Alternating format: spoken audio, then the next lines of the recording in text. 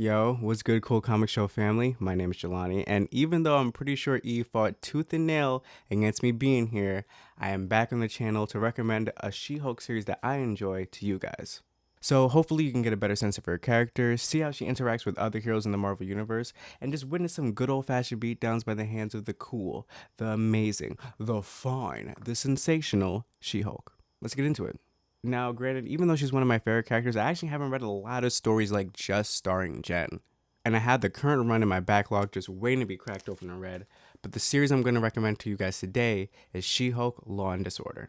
This 2014 run was written by Charles Soule, with Javier Pulido as the artist for the first 4 issues, and Ron Wimberly rounding out the last two with She-Hulk Blue Part 1 and 2. Munson Vincent is the color artist, VC's Clayton Cowell handled lettering and production, and Kevin Wada did the art for all the covers in the series. Also, my apologies if I butchered any names.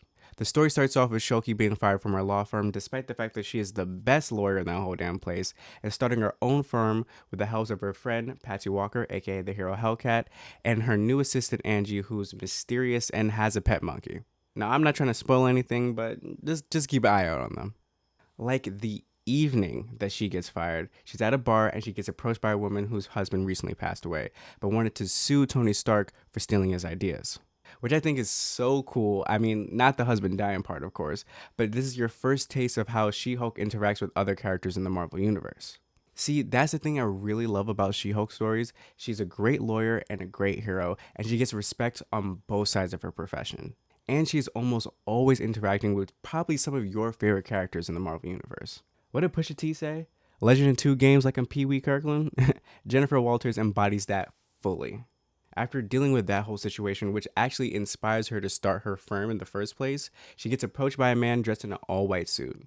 That man is Christophe Bernard, who is the son of Victor Von Doom, and Chris wants to defect from Latveria and gain political asylum in the United States. Bro, when I tell you, when I first read those panels, I was like, yo. So that's like the main A and B plot of Law and Disorder. But there's a C plot that's happening while all this is going on that I find way more interesting and dope. So Jen has this secret blue file case that she's afraid to get to. Her and a bunch of street level villains are being sued by a man in Dakota for a crime none of them even remember happening. Ooh, I know, right?